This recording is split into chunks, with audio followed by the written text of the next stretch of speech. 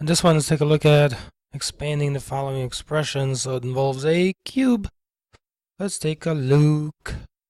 So we have x plus 1 and we are cubing this quantity. So there are a couple different things that people do sometimes. One is to memorize a basic pattern, or just understand what it means in the first place to cube a quantity. So I'm going to show you the latter way.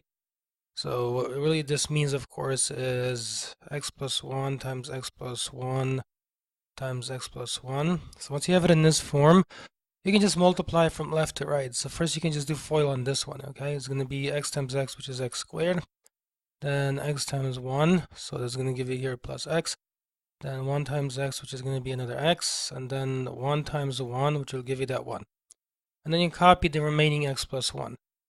Here, you can simplify within the parentheses, within the big parentheses first. So it's going to give you x squared plus 2x plus 1. An x and an x is 2x. And then here's your x plus 1. And then what you can do is distribute this x plus 1 as a single term, essentially, to the x squared, to the 2x, and the 1. As one unit within parentheses. So it ends up being x squared from here times x plus 1. And then plus 2x times x plus 1. And then here at the end, plus this 1 times x plus 1. So I just took x plus 1, I distributed to the x squared, to the 2x, and the 1 individually. At the next stage, when I do this, it's going to give me the following. So I distribute the x squared. It's going to be x squared times this x right here. That's going to give me x cubed. Then I'm going to do, so far I've done this. Then I'm going to do this. So that's x squared times 1, which is x squared. Then I repeat this for the next one. I distribute this over to the x. So that's going to give us 2x squared. And then I also distribute it over to the 1. So it's going to give us just an extra 2x.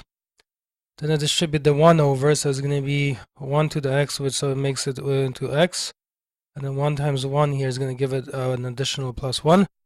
So then we combine like terms again if possible. So you're going to have here x cubed plus, well, the x squared does not appear, well, it does have this matching term, right? So you're going to put here 3x squared. The x cubed is there one time, but this is 2x squared. This is, remember, 1x squared. So when you add the 1 and the 2, you get 3. You copy the x squared. And then you add up the 2x from here and the 1x. That's going to give you an additional 3x.